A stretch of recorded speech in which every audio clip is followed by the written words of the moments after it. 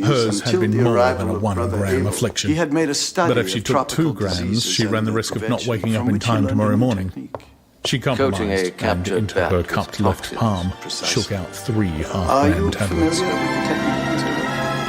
I assume vampire bats are social creatures that spend a great deal of time in mutual grooming, so any bat coated with poison will be licked clean by other members of the colony, thereby killing them. Correct. Bernard had to shout through the locked door. Theory The and savage practice would not do open. always coincide. But everyone's Our there efforts waiting for killed you. Bats, but Let them wait, seemed unable to came the prevent muffled the voice spread of through the door. But you know quite well, John, how difficult it is to sound persuasive at the top of one's voice. I asked them on purpose to meet you. You ought to have asked me first whether I wanted to meet them. But you always came before, John. That's precisely why I don't want to come now. Just to please me, Bernard bellowingly wheedled. Won't you come to please me? No. On the wall, Do you a seriously mean terrifying it? message was Yes. scrawled in blood. Despairingly. It read, "From What shall I hell. do? As you Bernard have wailed. sinned against me, so shall Go I to exact hell, my revenge. bawled the exasperated The blood of voice yours from within. For the blood of mine." But the arch-community songster terrifying of message Canterbury is there tonight. My suspicions Bernard was still almost in incline towards a tears. human hand. Ayya Takwa! But I It was have only seen in far too Zuni much that of the savage devil's could work adequately not express to what he believe felt about the arch-community songster. 2 nights later, Honey, he struck he again. added as an afterthought. Word and of then, the horrific with what events derisive had spread ferocity. terror amongst the Sons locals. We were holding a esortena. meeting to try And he spat on the calm ground, their fears as when Pope Senora might have de la done. Rosa's son In Hector the end, burst in. Bernard had to slink back, He had been diminished to the to his infirmary wound, to and visit inform the Brother impatient Abel, who assembly was making that the a savage would not be remarkable appearing recovery that from the evening. disease. What he saw The news terrified was him. received On the with floor, indignation. between the beds. The men Just were think furious of at the having been large, tricked into behaving bat-like politely to silhouette this crouching over the body insignificant of a fellow man. with the unsavory As the creature reputation turned and the heretical to look at opinions. The higher their position in the hierarchy, the deeper their resentment. To play such a joke on me, the arch songster kept repeating. He On says me! he saw the face of Desmond. As for the women, As they clearly as we indignantly can see felt it. that they had been had on false pretenses. Had by a wretched little man who had alcohol poured into his bottle by And, mistake, by a Brother creature Abel. with a Dead gamma in the same minus hand as physique. Brother Lee, It was an outrage, Brother Abel and was they said sick so and more and sleeping. more loudly. The was head Brother mistress Thomas of who was Eton was watching over him. particularly scathing. Lenina Needless to alone say, said nothing. After this, Pale, local people her blue fled. eyes clouded with an unwanted 2 days melancholy, later, we she sat closed in a the corner, cut off from those who the other surrounded members her by an returned emotion home, which bringing they did Senora de not la share. Rosa and her son with them. She had come to the party filled with a strange feeling of anxious exultation. In a few minutes, she had said to herself as she entered the room, Until my I shall be return to seeing him, talking to him, telling night him, shortly for after she my had arrival, come with her mind made I up, awoke to that I find a like him large bat more than anybody hanging I've from ever the mirror known. above my washstand. And then perhaps he'll say, On the mirror, scrawled what in would blood, he say? The was blood another had rushed to message. her cheeks. It Why read, was "The he so wanderer strange the other night returns. after the feelies? My time has So come." queer. Then And the yet, solution I'm is simple. absolutely sure he If it really is your does rather absence like that me. guarantees the I'm safety sure. of the others, you must It leave. was at this The other moment members that were Bernard not had hearing made me. his announcement. They The believe that savage with prayer we wasn't can coming fight to the this party. demon. Lenina suddenly After felt last all the week, sensations normally I'm not so experienced at the beginning of a I violent was at the home passion of a surrogate friend, treatment. Dr. Chagas. A sense of dreadful When Senora de emptiness, la Rosa a arrived breathless with a message from apprehension, Brother Sinclair a urging nausea. me to return to Her the heart seemed to stop beating. When we arrived back, Perhaps it's because he doesn't found like him me, dead she said to by the herself. altar, And at once in the this same possibility fashion as the became two an others. established certainty. you John truly had believe that refused to some come supernatural because he didn't entity like is the her. cause of these He murders? didn't like her. I am a man of God.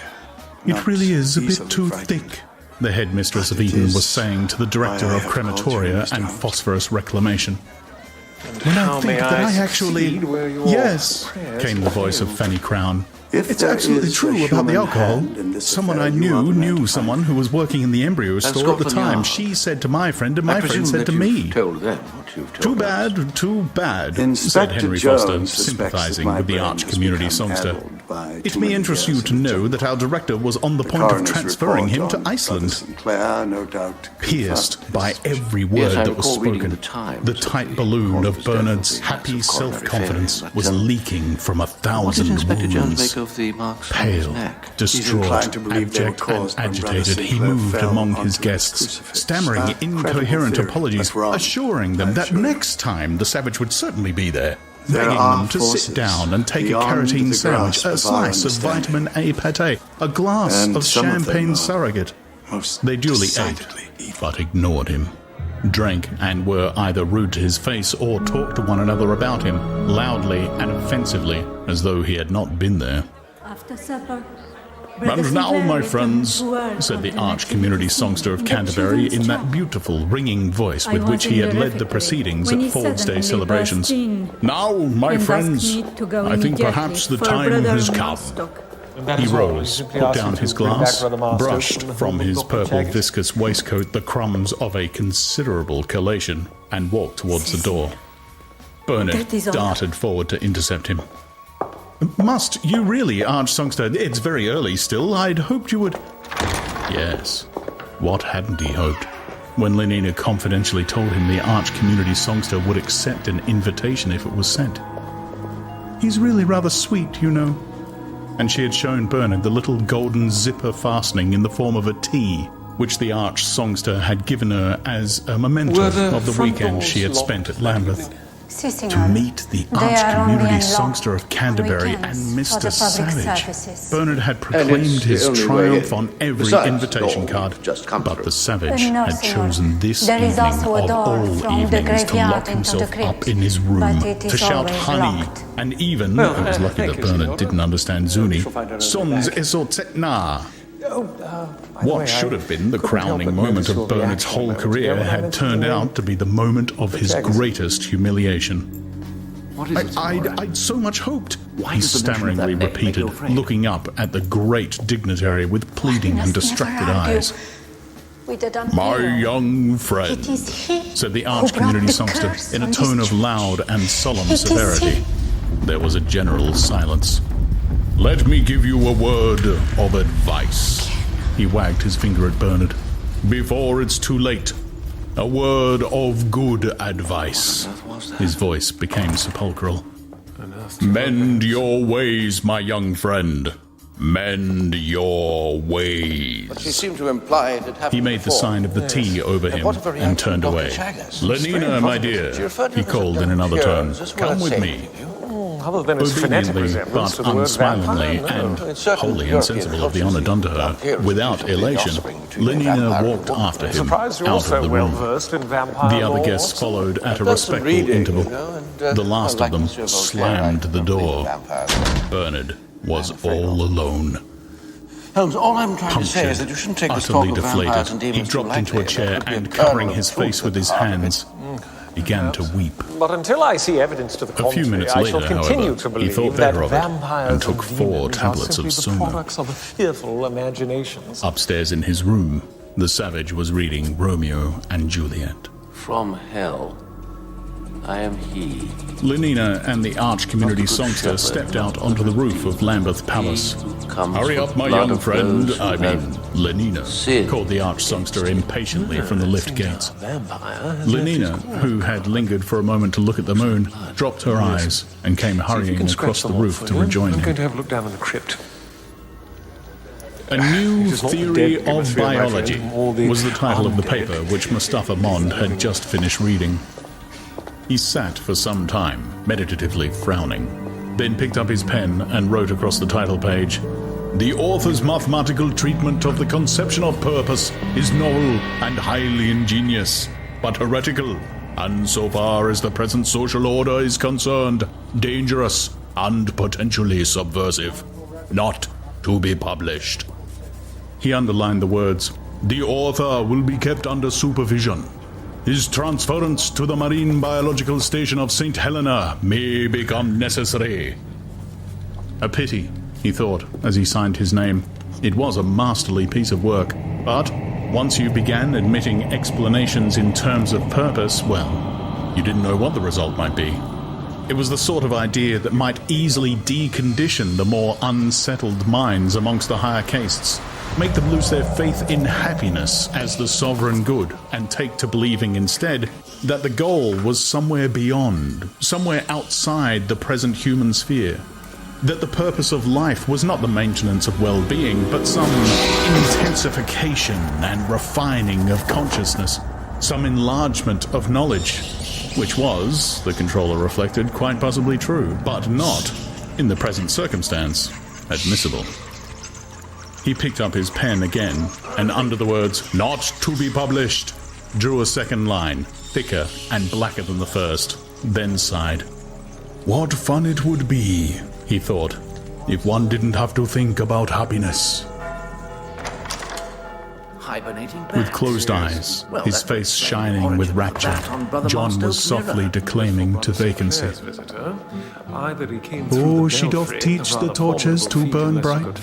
It seems she hangs upon the cheek of night, like a rich jewel in an Ethiop's ear. Beauty too rich for use, for earth too dear.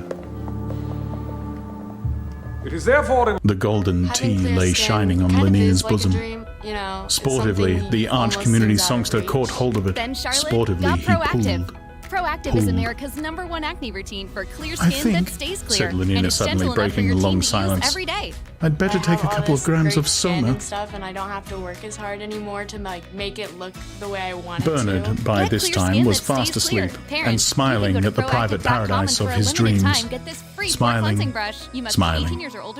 but inexorably, every 30 seconds, the minute hand of the electric clock above his bed jumped forward with an almost imperceptible click. Finally, click, the master informs me that it is the custom of the order to go out on nightly missions to minister to the poor of the East And End. it was morning. Until further notice, I recommend Bernard that was these back missions among the be miseries of space and time. Just what do you know about It was in the lowest spirits that he taxied across to his work at the conditioning center. The intoxication of success had evaporated. He was soberly his old self.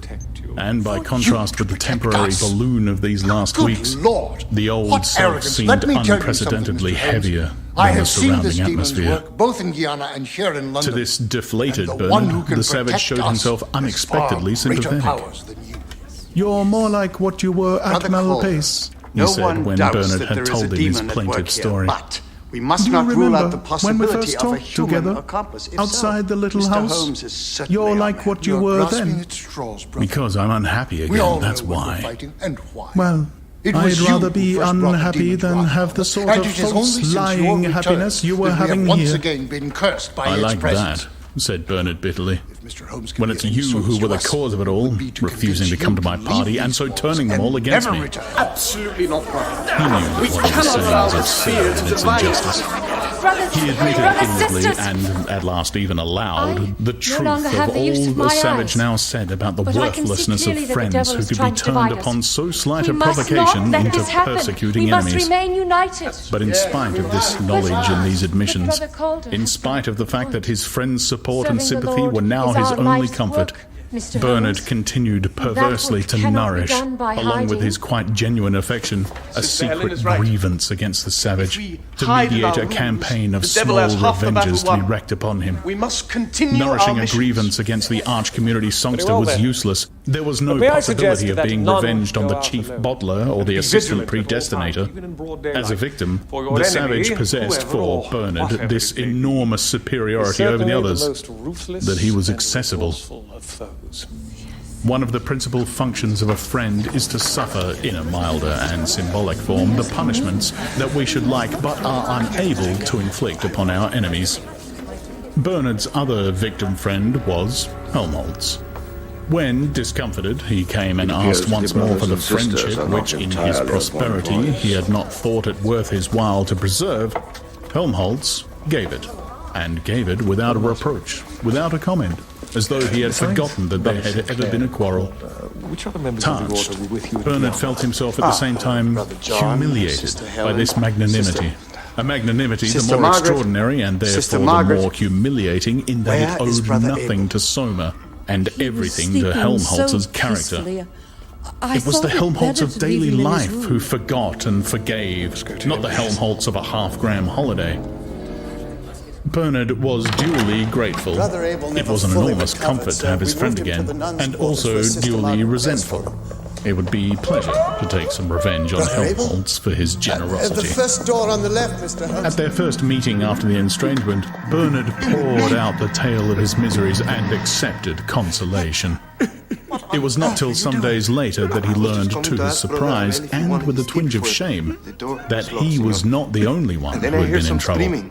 Helmholtz had also come into conflict with authority. Grabbed me by the throat. It was over some rhymes, he explained. I was giving my usual course of advanced emotional engineering for third-year students, 12 lectures, of which the 7th is about rhymes. On the use of rhymes in moral propaganda and advertisement, to be precise. Nothing. I always illustrate my lecture with a lot of technical examples. This time I thought I'd give them one I'd just written myself. Pure madness, of course, but I couldn't resist. He laughed. What do you think now, Mr. Holmes? Is this I was demon real or curious not? to see what their reaction would be.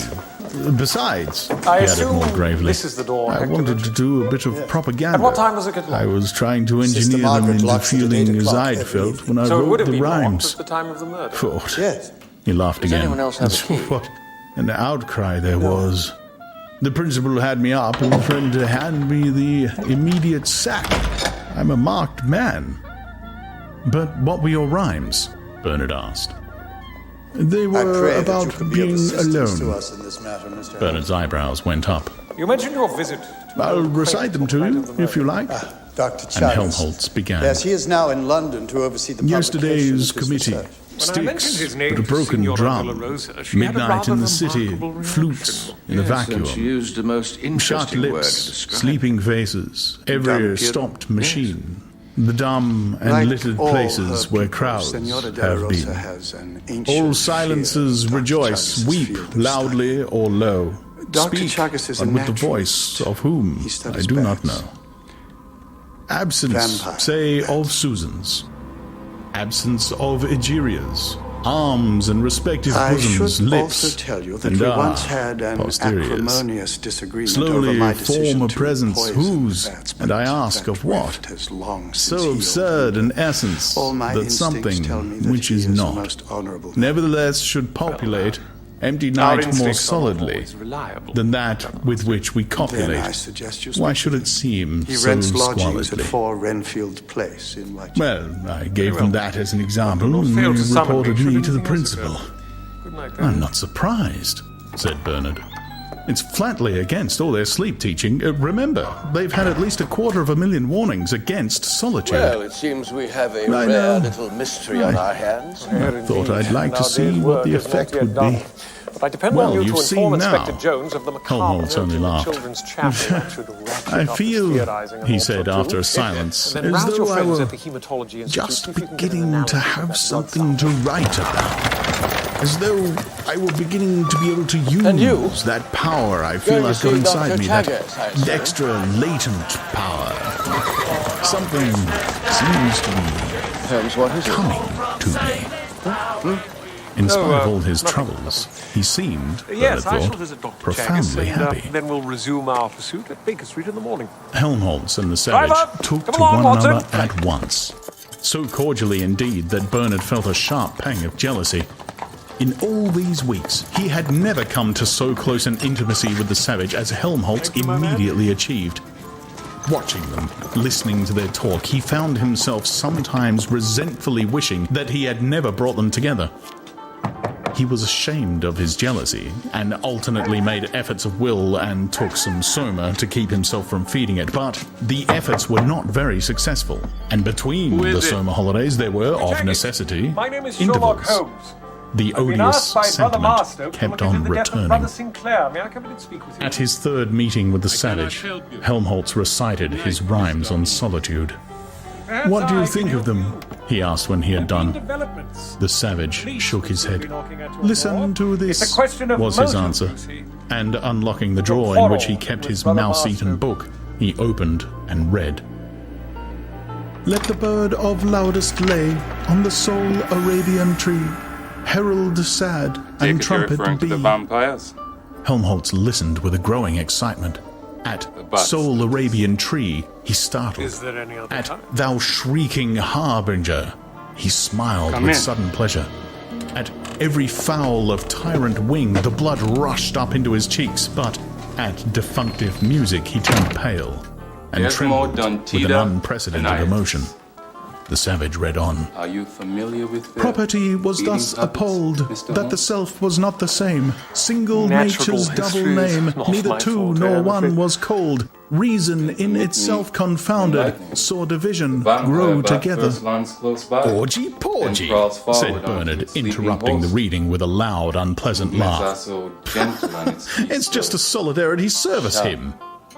He was revenging himself on his two friends for liking one another more than they liked him. I assume these In the habits course are of their also next what make 2 the bad or so 3 easy to meetings, catch. he frequently repeated this little act of vengeance. It was simple, and since both Helmholtz and the Savage were dreadfully brings me pained by the to your shattering disagreement and with Brother defilement of a Master. favourite poetic crystal, What exactly took extremely place? effective. That's some of the most In the feared and end, least Helmholtz understood of threatened God's to kick him out of the room if he dared to interrupt again. Such And ignorance yet, has given them strangely enough, a most the next unwarranted interruption, reputation. the most disgraceful of fact, they all, often carry came from infectious Helmholtz diseases. himself. Was Brother Marstoke wrong in wanting to The destroy Savage the was roost in reading young? Romeo and Juliet aloud. Reading, for all the time he was seeing himself as Romeo and Lenina as Juliet, with an intense and quivering passion. Helmholtz had listened to the scene of the lovers' first meeting with a puzzled interest. The scene in the orchard had delighted him with its poetry, but the sentiments expressed had made him smile. Getting into such a state about having a girl, it seemed rather ridiculous. See your children killed for no But, apparent taken reason. detail by verbal detail, what a superb piece of emotional engineering.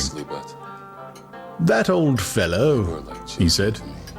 He makes You our realize your best past propaganda history, technicians your look presence here absolutely places you silly. high on the list of suspects. The Savage smiled triumphantly and resumed his reading. My presence in your country All seems to went place me tolerably high on well every until, list of in the suspects. last scene of the third act, Capulet and Lady Capulet began to because bully I'm Juliet to marry Paris. So tall. Helmholtz had been restless throughout the entire scene, really but suppose that I when, could be pathetically responsible for these mimed by the brutal Savage, murders? Juliet cried out, I make "Is it a there habit no not pity to sitting in the suppose clouds blind deductions that sees from into the facts? bottom of my grief? And you know that I Oh, was here with sweet Brother my Marstoke mother, on the cast night me in not question. away. Delay this marriage for No a one month, can be in a two week, places at or if you once, do not make can the they? bridal bed in that dim monument where Tybalt lies."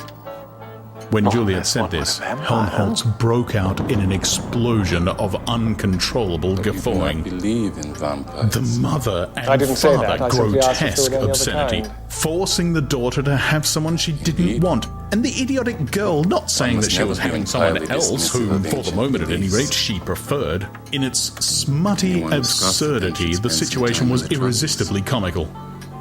He had managed, with a heroic effort, to hold down the mounting pressure of his hilarity, but sweet mother, in the Savage's tremulous tones of anguish, and his reference to Tybalt lying dead, but evidently uncremated and wasting his phosphorus on a dim monument, were too much for him. He laughed and laughed till the tears streamed down his face. Quenchlessly laughed, while, pale with a sense of outrage, the Savage looked at him over the top of his book, and then, as the laughter still continued, closed it indignantly, got up, and with the gesture tell me, of one who are you removes his familiar with pearl from Dr. before Chagas, who swine, was at number 4 locked it away in its drawer. Who might be asking? And yet, My name said is Sherlock Helmholtz, when, having recovered breath enough What to you doing apologize, down he here had then, Mr. mollified the Savage into listening to his explanations. Vampire I know quite well that one needs Murder. ridiculous, mad situations like that. By a vampire. One can't write really well about anything else. Why was that old fellow such a marvelous propaganda technician?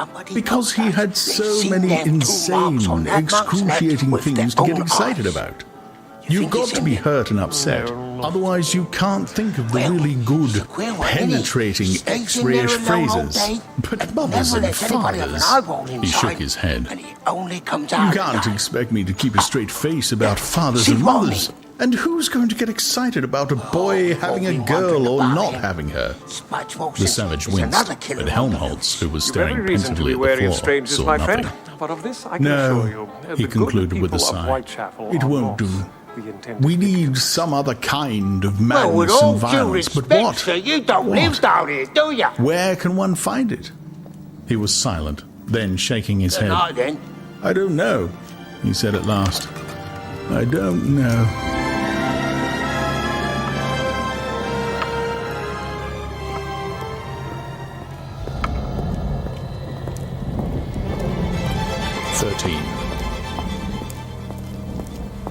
Henry Foster loomed up through the twilight of the embryo store. Like to come to a feelie this evening? Lenina shook her head without speaking. Going out with someone else? It interested him to know which of his friends was being had by which other. Is it Benito? He questioned. She shook her head again. Henry detected the weariness in those purple eyes, the pallor beneath the glaze of lupus, the sadness at the corners of the unsmiling crimson mouth. You're not feeling ill, are you?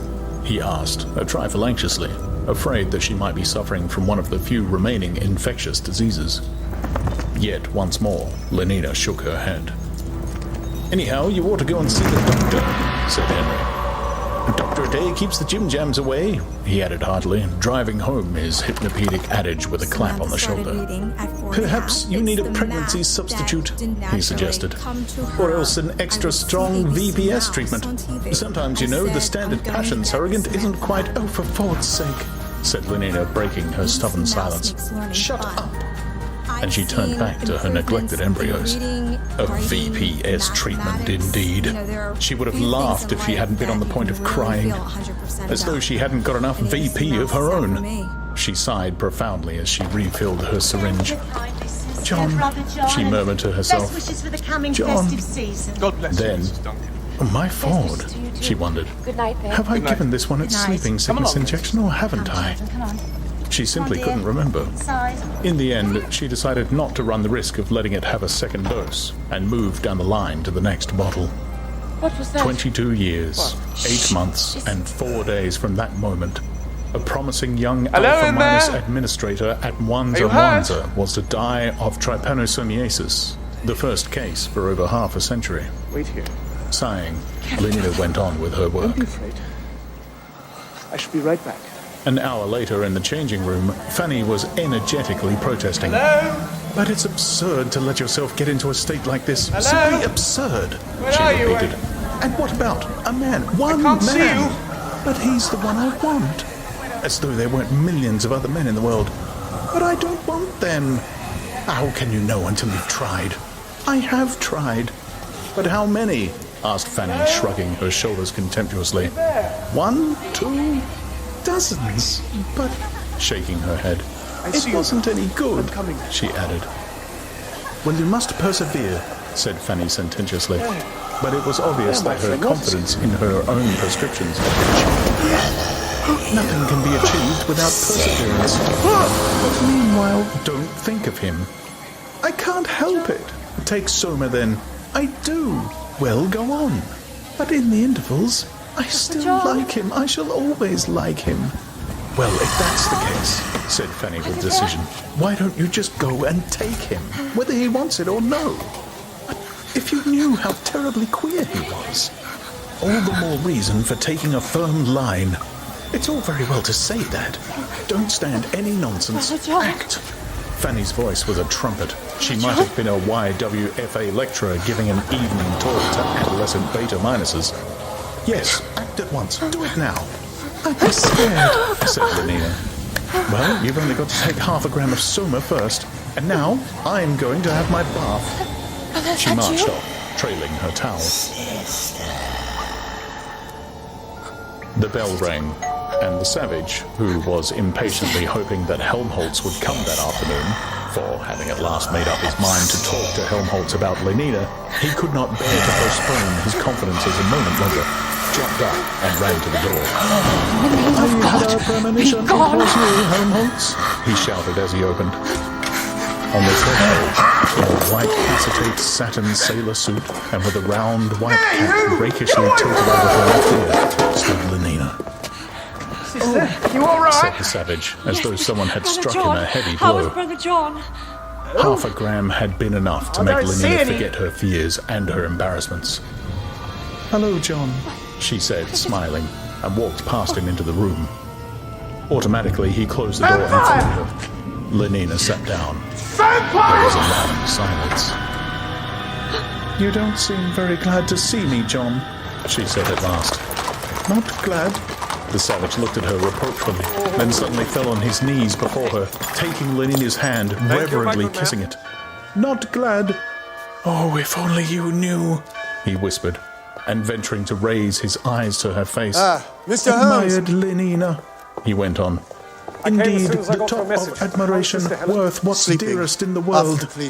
She smiled at him with a luscious tenderness. Oh, you so perfect. She was leaning towards him with parted lips. Why, yes, several. So perfect and so peerless are created.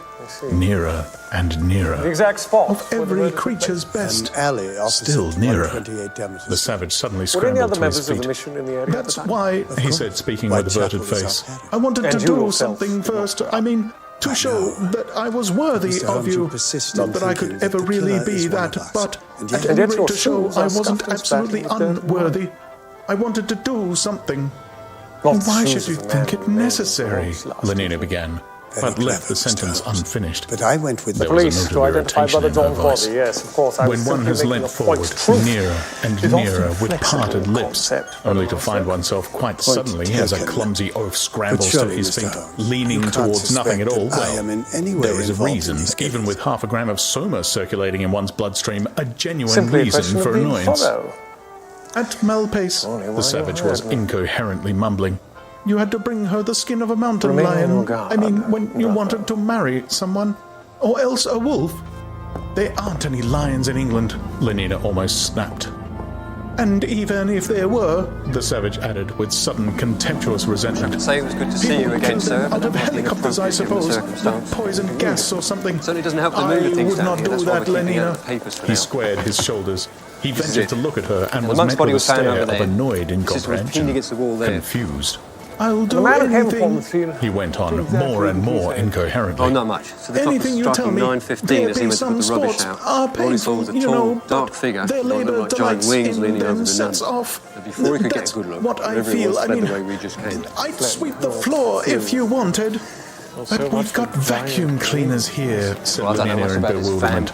It isn't necessary. People around here certainly seem to have their minds made up about this foreign gentleman. But some kinds of baseness are nobly undergone. What about I'd like to undergo something nobly, don't you see? And he was seen entering his premises an hour before dawn. That's not the point, and excellent semi-morons to work them, she went on. Well, really, why? Why? But for you. Just to show that and what on earth vacuum cleaners have got to do with lions, to show how much lions were being glad to see me. She was getting more and more exasperated. How much I love you, Lenina, he brought out almost desperately. An emblem of the inner tide of startled elation. The blood rushed up into Lenina's cheeks. Do you mean it, John?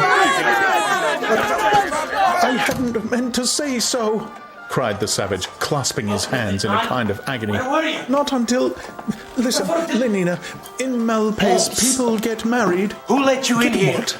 The irritation had begun to creep back into her voice. What was he talking about now? I thanked Dr. Watson for telling me of your discovery in the children's chapel. To live together for always. I already have the man who wrote it. What a horrible idea. Any more help? Lenina was genuinely shocked. Kindly close the door on outliving beauties as a return favor, with a mind that doth renew swifter than blood decays. Assumptions? It's like that in Shakespeare too. If thou dost break her virgin knot before all sanctimonious ceremonies may with full and holy right. His long and for bitter God's dispute sake, with John, Brother talk Marstow gives sense. him I can't understand a word you say. First it's vacuum cleaners, then it's knots. You're driving me crazy. She jumped up, and as though afraid that he might run away from her physically, as well as with his mind, Is it a caught him crime by to the stay wrist. out all night? No. Answer me this question. Fact 3. Do you really like me, or don't don't you? All that time and has no one to There was a provide an moment's alibi. silence. We had someone. Then, in a very low voice, Me. I love you more than I was right here anything with in him. the world, he Talking said. of vampires. Why on earth Yeah. didn't you say so? That variety, She of course. cried. And so intense was her exasperation that she drove her sharp nails into the skin of his wrist. Not at all. Instead of the drivelling resident told you he away about disturbed the knots killer and at vacuum precisely cleaners and 9:15, lions, correct? and making me miserable for Yet I was weeks here and until weeks. shortly after that clock She there released struck his 9. hand and flung it After angrily which I saw away him from her. leave and go north towards If I didn't like you Whitechapel so Road much, some 2 or she 3 said, minutes later, I'd be in the furious opposite with you. direction to Demeter Street. And suddenly no man her could arms backtrack were and round cover his that neck. distance in 10 He minutes. felt her soft Unless, lips of course, against his own so deliciously. ridiculously soft, so warm and electric that inevitably he found himself thinking of the embraces in 3 weeks in a I don't pay much helicopter. heed to all this talk of vampires and such. And I little The think that if we stereoscopic dragged Dr. blonde Chagas out into the sunlight, he would dissolve the into more dust. than real blackamoor. I intend to put an end to all this hysteria before he gets out of hand. So He you'll tried arrest to an disengage himself, but Lenina tightened her embrace. Why didn't Fact you four. say so? She The whispered, gloves he was wearing. drawing back her face Notice to the look at him. streaks of blood Her on the right eyes hand. were tenderly reproachful. The murkiest den, the most opportune place. The voice of conscience We'll wait and see thundered what the poetically. analysis tells us. The strongest And then suggestion maybe, a worse a genius can shall we'll send never someone melt out to mine honor synchronize the into nation's lust. clocks and Never, watches. never, he resolved. You silly boy, she was saying. I wanted you so much. And if you wanted me too, why didn't you... Sergeant, quickly! But, Lenina, he began protesting. And as she immediately untwined her arms, as she stepped away from him, he thought for a moment that she had taken his unspoken hint. But when she unbuckled her white patent cartridge belt and hung it carefully over the back of a chair, he began to suspect that he had been mistaken. Things get out of hand, Holmes. Lenina, I'll hang he it around. repeated apprehensively. She put her hand to her neck and gave a long vertical pull. He holds Her you white responsible. sailor's blouse was ripped to the I hem. hold myself responsible. Suspicion condensed At least in I a shall if there too are solid odious certainty. consequences. And you are Lenina, convinced what are you Dr. doing? Chagas is our man. Zip, zip. No. Her answer was But neither wordless. am I convinced that he is not. She stepped But it out will of make a her little bell-bottom difference if the mob trousers. catches up to him. Her zippy She cami mustn't nicks were a torture pale herself with shell something you cannot pink. control. The arch Do as you community always do. songster's Stick to the golden chase. tea dangled Follow through at her breast. logically. And as ever, For you will those prevail. milk paps that through the window bars bore at You're right, men's of course, eyes. my friend. The singing, thundering, But what happened magical to words made her keeping my seem mind doubly open to the dangerous, possibility doubly of the alluring. supernatural? Well, keeping Soft, one's mind open to one soft, but possibility how doesn't mean piercing, ignoring all others. boring and drilling Especially into the reason, logical one. tunneling through Right resolution. you are again, Dr. The Watson. strongest oaths Come and on, men. straw to the fire and the blood. Be more abstentious or See, Brother else. Marstoke. Did you get the results from the The rounded hematology pinkness institute? fell Definitely apart not like a human neatly blood. divided That's what I apple. thought. Bat's A blood, wriggle of most the likely. arms, a lifting first of the right foot, then the left. The zippy cami nicks were lying lifeless and as though deflated on the floor.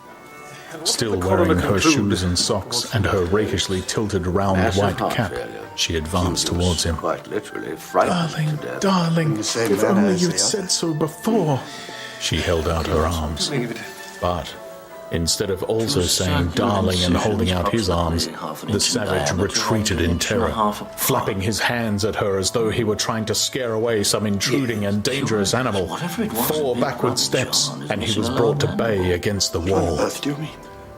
Sweet, No said signs Lenina, of abrasion and or laying her contusion hands of the on his lower teeth, shoulders, which pressed there would be herself had against been. him.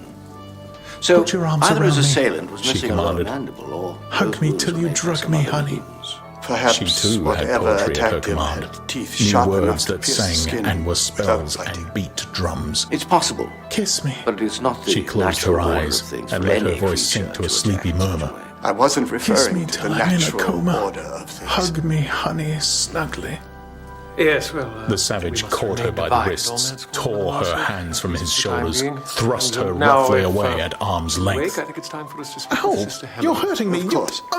Forgive me if She I was do not suddenly accompany silent. you. I must Terror attend to my had made her duties. forget the pain. You might find Opening Inspector her eyes, she Jones had seen his still face. there. No, He got not here his shortly face. before A your ferocious stranger's, pale, distorted twitching with some insane, inexplicable fury. Aghast. But what is it, John? She whispered. He did not answer, Does it occur to you but only also stared into that her most of us face in with those Rockland mad are eyes. consistent with his fears of the The supernatural? hands that I think held not. her I think he wrists were wishes you to keep trembling. an open mind. He breathed Which is why deeply and irregularly. thought that he Faint, protest too almost to much. imperceptibility, think he has had appalling, all this? she suddenly heard Studies the of gnashing criminal of his have teeth. taught me that the more What is violently it? twisted She the mind, almost the more screamed, violently twisted and as the though logic. awakened by her what reason cry, we have. he caught her by the shoulders and shook her. Whore! Impudent strumpet! Oh, don't! She protested in a voice made grotesquely tremulous by his shaking. Whore! Vigilant as ever, I Please. see. Damned whore! A gram is better, she began. The savage pushed her away with such force that she staggered and fell. The brown kind. Go! He shouted, standing over her menacingly. Get out of my sight or I'll kill you! He clenched his fists. Lenina raised her arm to cover her face. No, please don't, John. Hurry up, quick!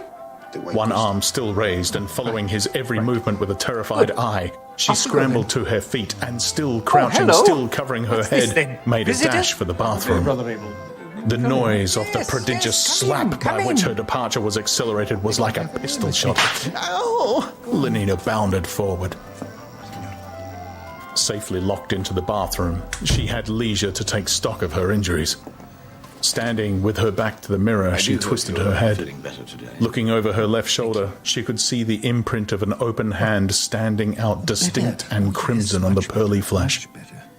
Gingerly, she rubbed then the perhaps you wounded wouldn't spot. mind if we asked you a question or two. Outside, in the other room, the savage was striding up and down, marching to the drums and music of magical words. I'm going to be the bell. The wren goes to it, and the small gilded fly doth lecher in my sight. Maddeningly, they rumbled in his ears.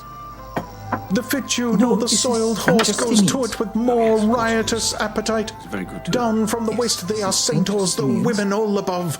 But to the girdle, to the gods inherit, beneath is all the fiends. There's hell, there's darkness, there is the sulphurous pit burning, scalding stench, consumption, fie, fie, fie, fie, pain, pain. Give me an ounce of civet good apothecary to sweeten my imagination.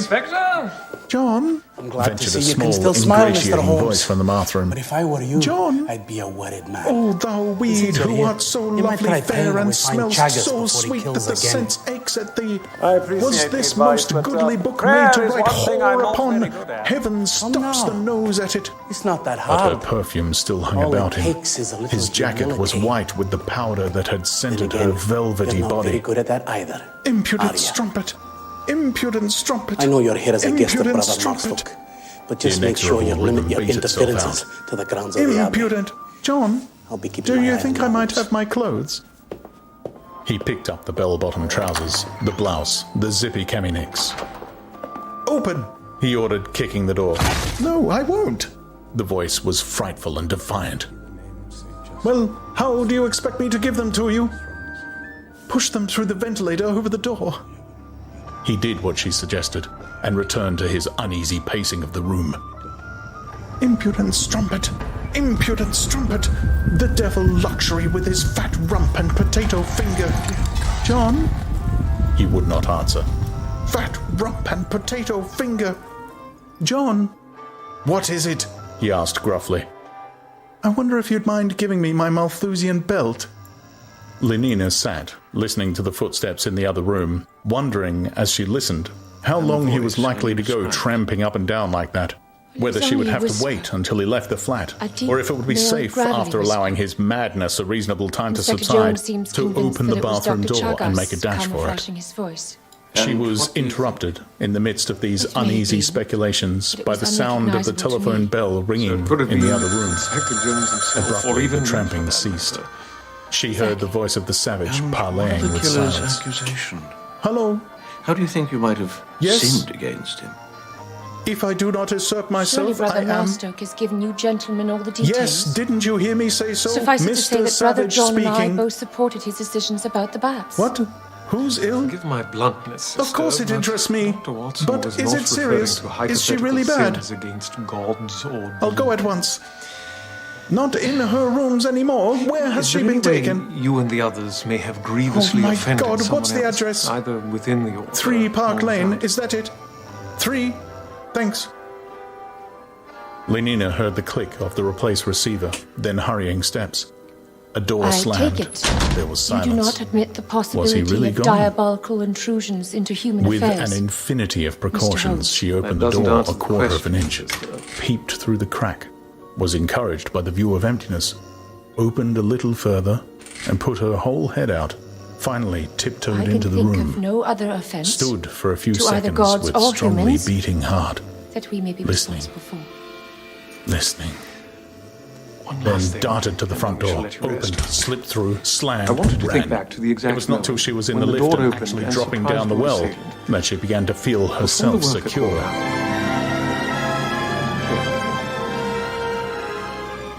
Such as?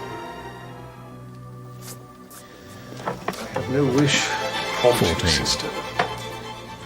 The Park Lane Hospital for the Dying was a 60-story tower of primrose tiles. As the Savage stepped out of his taxicopter, a convoy of gaily coloured aerial hearses rose whirring from the roof and darted away across the park, westwards, bound for the Slough Crematorium. At the lift gates, the presiding porter gave him the information he required, and he dropped down to Ward 81, a galloping senility ward, the porter explained, on the 17th floor. It was a large room, bright with sunshine and yellow paint, and containing 20 beds, all occupied. Linda was dying in company and with all the modern conveniences. There was something. The air was continuously alive with gay synthetic melodies. At the foot of every bed, confronting its moribund occupant, was a television box. Excellent. Television was left on, a running tap from morning till night. Disturb you any longer. Every quarter of an hour, the prevailing perfume of the room was automatically changed. We try, explained the nurse, who had taken charge of the Savage at the door. We try to create a thoroughly pleasant atmosphere here. Something between a first-class hotel and a Feely palace, if you take my meaning. Where is she? Asked the Savage, ignoring these polite explanations. The nurse was offended. You are in a hurry, she said. Is there any hope? He asked. You mean of her not dying? He nodded. No, of course there isn't. When somebody's sent here, there's no... Startled by the expression of distress on his pale face, she suddenly broke off. Why, whatever is the matter? She asked. She was not accustomed to this kind of thing in visitors. Not that there were many visitors anyhow, or any reason why there should be many visitors. You're not feeling ill, are you? He shook his head. She's my mother, he said in a scarcely audible voice. The nurse glanced at him with startled, horrified eyes, then quickly looked away. From throat to temple, she was all one hot blush. Surely you are off the mark. Take me to her, said the Savage, making an effort to speak in an ordinary tone. Still blushing, she led the way down the ward. Do not lie. Faces still fresh and unwithered, for senility galloped so hard that it had no time to age the cheeks, only the heart and brain turned as they passed. Their progress was followed by the blank, incurious eyes of second infancy.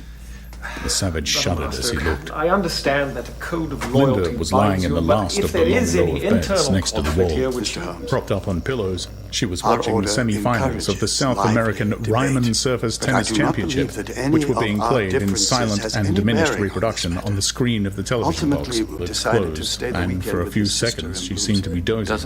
Then with a little start she would wake up again. Wake up to the aquarium antics of the tennis championships, to the super Vox Whirlix Arena rendering of Hug Me Till You Drug Me, Honey, to the warm draft of verbena that came glowing through the ventilator above her head. Would wake to these things, or rather, to a dream of which these things, transformed and embellished by the soma in her blood, were the marvellous constituents, and smile once more her broken and discoloured smile of infantile contentment. Well, I must go, said the nurse. I've got my batch of children coming. Besides, there's number 3. She pointed up the ward. Might go off any minute now. Well, make yourself comfortable. She walked briskly away. The Savage sat down beside the bed. Linda, he whispered, taking her hand. At the sound of her name, she turned. When I first started her vague eyes brightened with recognition. Didn't want to get into she squeezed his hand. I realized she smiled. I didn't know anything about it. Her lips and it felt moved. very risky to me. Then, so quite suddenly, her flesh fell the credit forward. Card, she was asleep. I didn't have to worry about interest. I didn't have to worry He about sat fees. watching her, It wasn't a credit check. seeking through My the scores tired up 80 flesh, points. seeking I and just finished my finding feature that film, young, and bright it feels face like which there's a had future stooped ahead over to his where we're childhood in saving up to buy a Malpace. house. Look, if I can Remembering, do it, you can do it too. and he closed his eyes. Join me at Her voice,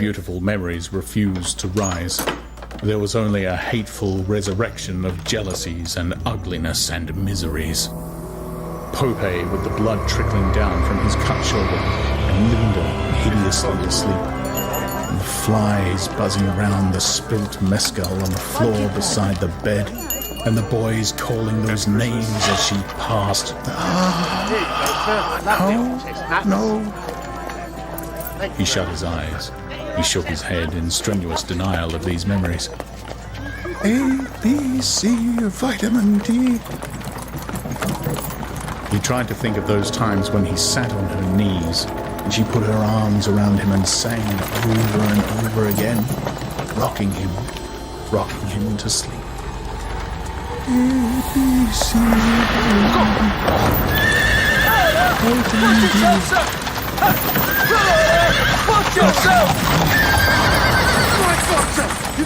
The Super Vox Whirlings arena had risen to a sobbing crescendo, and suddenly the verbena gave place, in the scent circulating system, to an intense patchouli.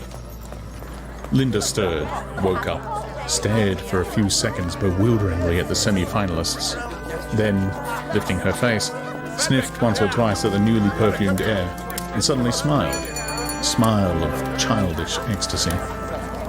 "Popeye," she murmured, and closed her eyes.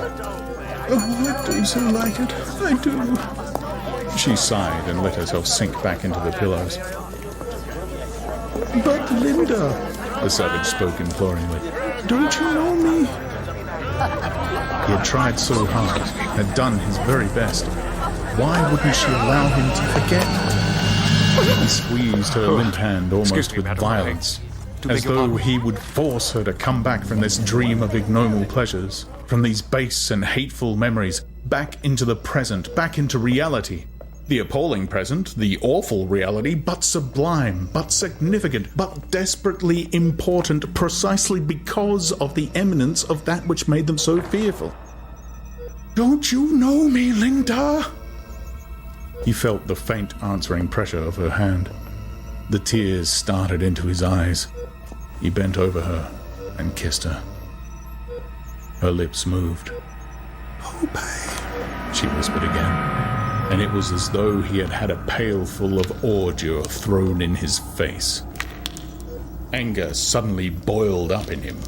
Balked for the second time, the passion of his grief had found another outlet, was transformed into a passion of agonized rage. "But I'm John," he shouted. "I'm John!" And in his furious misery, he actually caught her by the shoulder and shook her. Linda's eyes fluttered open. She saw him, knew him. "John!" But situated the real face, the real and violent hands in an imaginary world, among the inward and private equivalents of patchouli and Super Wurlitzer, among the transfigured memories and the strangely transposed sensations that constituted the universe of her dream.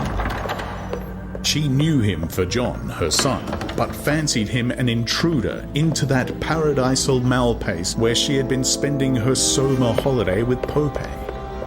He was angry because she liked Popeye. He was shaking her because Popeye was there in the bed, as though there was something wrong, as though all civilized people didn't do the same. "You there, stop!" Belongs to every... Good evening, Dr. Watson. Her voice suddenly died into an almost inaudible, breathless croaking.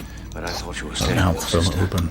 She made a desperate effort to fill her lungs with air, but it was as though she had forgotten how to breathe. And is it always your custom? She tried to cry out, but no sound came. Only the terror of her staring eyes revealed what she was suffering. As always, through the main door. Her hand went to her throat, then clawed at the air she could no longer breathe, the air that for her had ceased to exist. I assume the savage was on his feet, bent over her. "What is it, Linda? What is it?" His voice was imploring. It was as though he were begging to be reassured.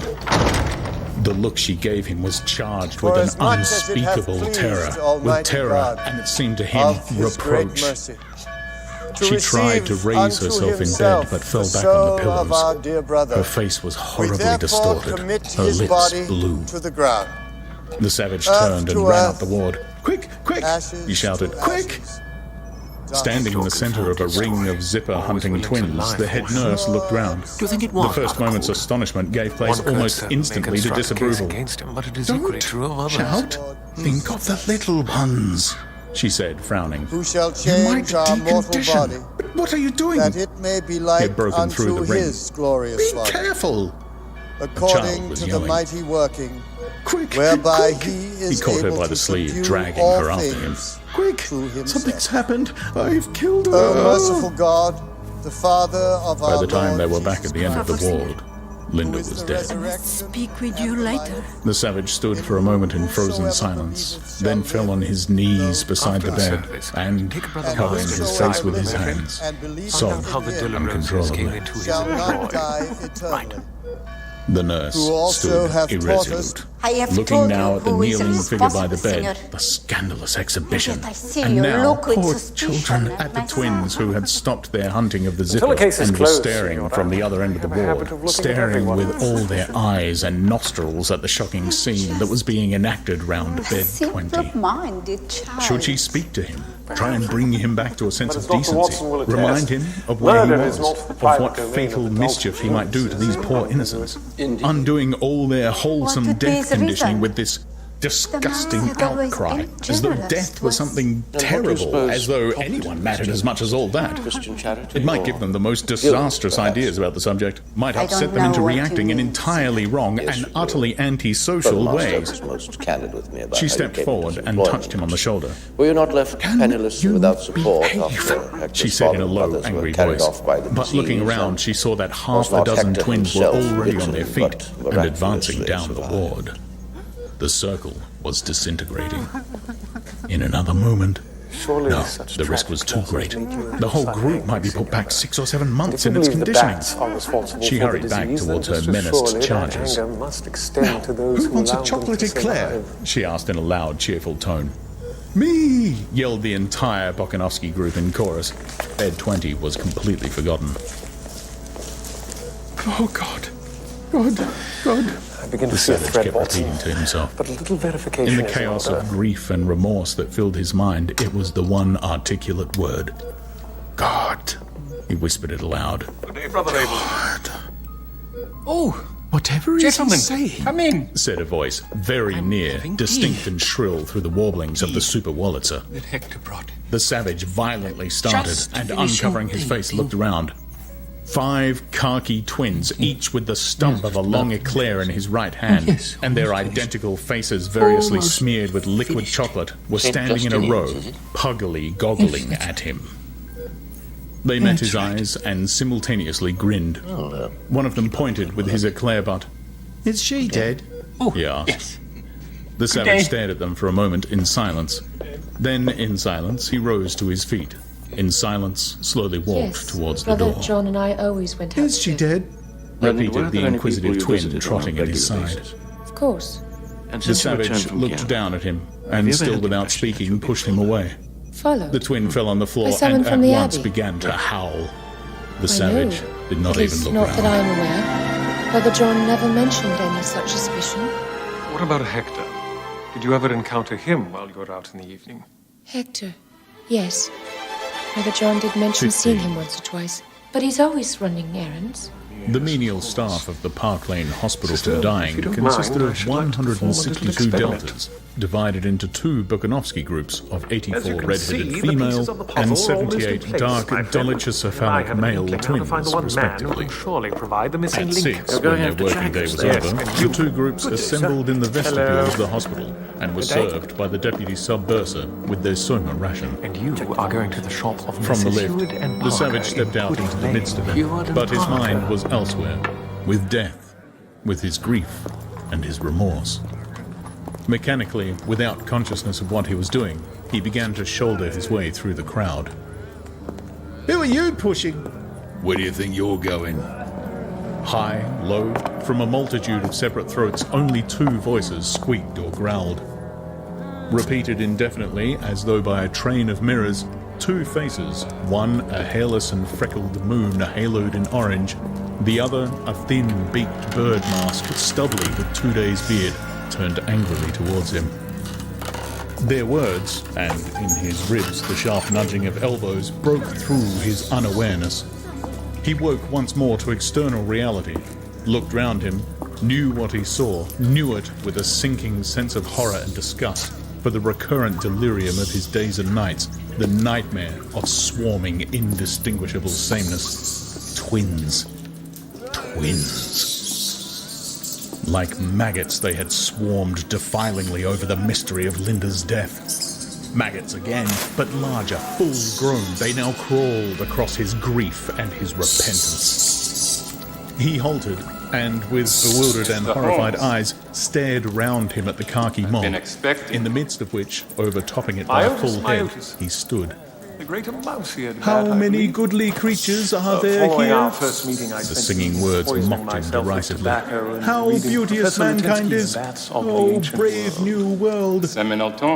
Soma distribution. And what else did you learn? Shouted a loud voice. In good Sad order, facts of their please. decline. Hurry up there. One of the largest A species door in had Northern been Europe. opened. One A of the table and rarest. chair carried into the Possibly due vestibule. to contamination The voice of their was that of a habitat by jaunty young wood alpha preservatives who had used on entered carrying a anti-tumor black relief. iron cash box. A Only murmur others of would express such satisfaction went interest, up from Mr. the Holmes. expectant twins. They forgot all Bats about the have few savage. friends. Their attention was now focused on And the are not black perceived cash as box, which the useful. young man had placed on the table sad, is and it was not? now in the process of unlocking. Indeed.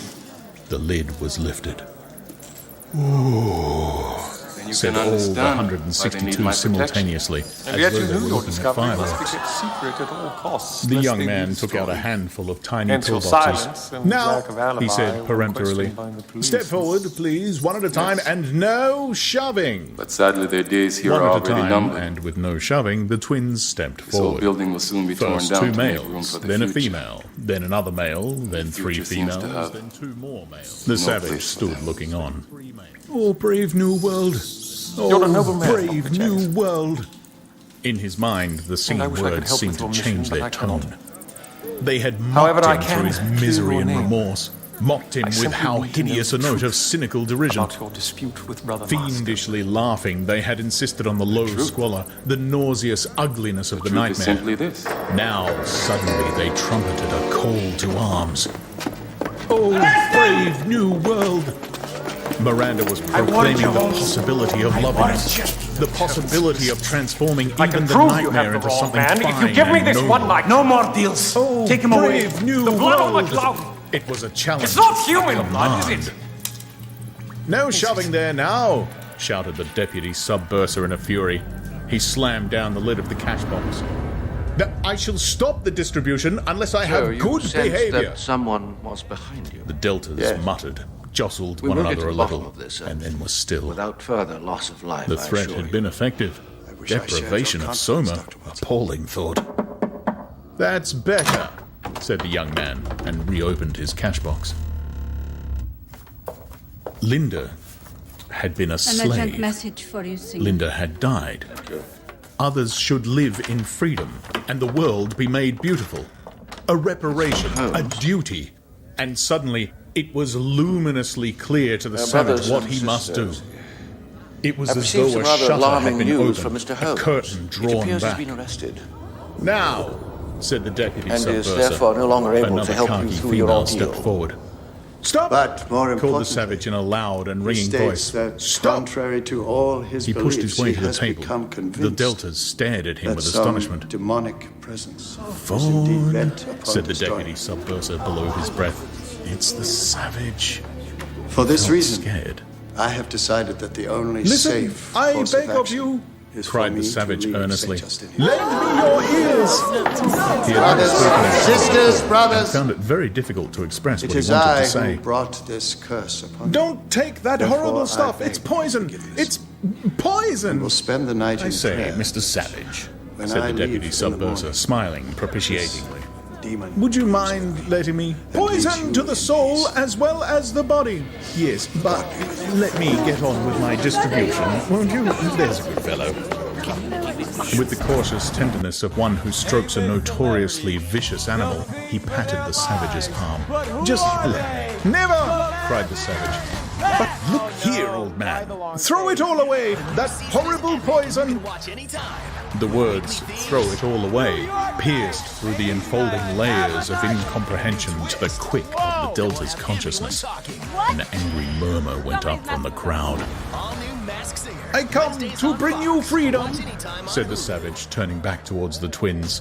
I come! Seriously hate The deputy bank subbursar heard no more. especially overdraft He had slipped out of the fees. vestibule I think and was they're the looking worst. up a That's number why in I the love telephone book. Chime. I don't get any monthly fees. One of my favorite features Not in his is own Spot rooms, Me. I can Bernard summed overdraft up. up to $200 Not in mine, not in fee-free. yours, not at the With live Aphroditeum, business, one of not the at the centre or the missions college. is to Where can empower he have got women. to? Banking with a Chime app Helmholtz empowers shrugged his me shoulders. to be in control. They had come back from their work expecting to find love the savage Chime. waiting for them Join me at today and one sign or up at other of the chime.com. usual meeting places, and there was no sign of the fellow, which was annoying, as they had meant to nip across to Biarritz in Helmholtz's four-seater sporticopter. They'd be late for dinner if he didn't come soon. We'll give him 5 more minutes, said Helmholtz. If he doesn't turn up by then, we'll... The ringing of the telephone bell interrupted him. He picked up the receiver. Hello? Speaking. Then after a You're long tempting interval fate of listening... being out here alone. Ford in a flivver. I must pray before I leave, brother. I'll come at once. Go back What inside is and it? keep yourself Bernard safe. A fellow I know at the Park Lane Hospital, said Helmholtz. The savage is there. Seems to have gone mad. Anyhow, it's urgent. Will you come with me? Together, they hurried along the corridor to the lifts. But do you like being slaves? The savage was saying as they entered the hospital. His face was flushed, his eyes bright with ardor and indignation. Do you like being babies? Yes, babies, mewling and puking, he added, exasperated by their bestial stupidity into throwing insults at those he had come to save. The insults bounced off their carapace of thick stupidity. They stared at him with a blank expression of dull and sullen resentment in their eyes. Yes, puking, he fairly shouted. Grief and remorse, compassion and duty, all were forgotten now and, as it were, absorbed into an intense, overpowering hatred of these less-than-human monsters. Don't you want to be free and men? Don't you even understand what manhood and freedom are? Rage was making him fluent. The words came easily, in a rush. Don't you? He repeated, but got no answer to his question. Very well, then, he went on grimly. I'll teach you. I'll make you be whether you want to or not. And pushing open a window that looked out on the inner court of the hospital, he began to throw the little pillboxes of soma tablets in handfuls into the area. For a moment, the khaki mob was silent, petrified at the spectacle of this wanton sacrilege with amazement and horror. He's mad, whispered Bernard, staring with wide-open eyes. They'll kill him. A great shout suddenly went up from the mob. A wave of movement drove it menacingly towards the savage. Ford, help him, said Bernard, and averted his eyes. Ford helps those who help themselves. And with a laugh, actually a laugh of exultation, Helmholtz watched him pull his way through the crowd. Free! Free! The savage shouted, and with one hand continued to throw the soma into the area, while with the other he punched the indistinguishable faces of his assailants. Free! And suddenly there was Helmholtz at his side. Are you all right? Good old Helmholtz! Yes. Also punching. Men! Help us, lads! And in the interval, also throwing the poison out by handfuls through the open window. Yes, men! Men! And there was no more poison.